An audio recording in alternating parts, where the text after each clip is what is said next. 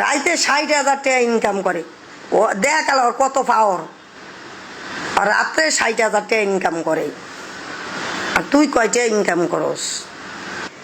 খানকিগিরি করতে জাগা পাস না। কেমন দেয় অন্য মানুষ লোপিলে এলো যায় ওই যে আরেকখানো ইয়া করে কামলাগিরি করে। আরে ব্যাংকের মধ্যে কামলাগিরি করে হে বিলাকের দিয়া লাই। তার সাথে বইয়া খাইতে পারস? অন্যজনের ইয়ার যে অফিসে গিয়া কাম করে ভাত খাস। হ্যাঁ, আর বড় কথা কস কেমনি? কেমনি বড় কথা কস? যদি আজকে বাপের ধন সম্পদ থাকতো, আডালা সম্পদ থাকতো, যদি কোনো জায়গায় চাকরি করা না লাগতো, ঘর বয়ে বয়ে খাতি, তাহলে এটি কইলে মানাইতো। টাকা কামাইলে হে আবার আরেক জায়গায় বান্দিগিরি খাড়ে। তোর এত টাকা থাকলে তুই আরেক জায়গায় বান্দিগিরি খাড়স।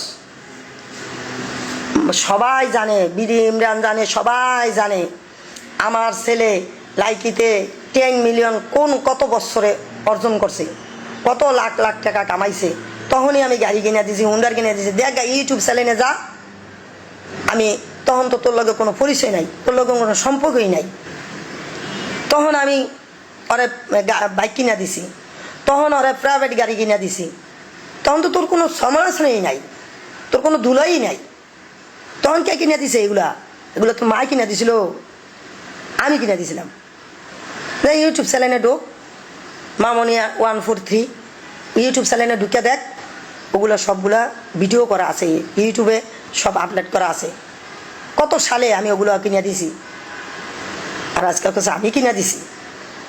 ওই দিলেই দিছো কি একটা জামা, একটা প্যান্ট, ওই একটা জুতা, ওই একটা মোবাইল। আমার প্রথম বার্থডেতে আমাকে একটা 11 লক্ষ টাকা দিয়ে একটা গাড়ি কিনে দিয়েছিল, মাজদা RX-8। তখন আমি তো অবাক, আমি অনেক খুশি যে একটা অপরিচিত মানুষ, একটা ফ্যান আমাকে আমার বার্থডেতে 11 লক্ষ টাকা দিয়ে, একটা 11-12 লাখ টাকা দিয়ে একটা গাড়ি গিফট করতেছে। হাউ ক্রেজি শি ইজ, তাই না?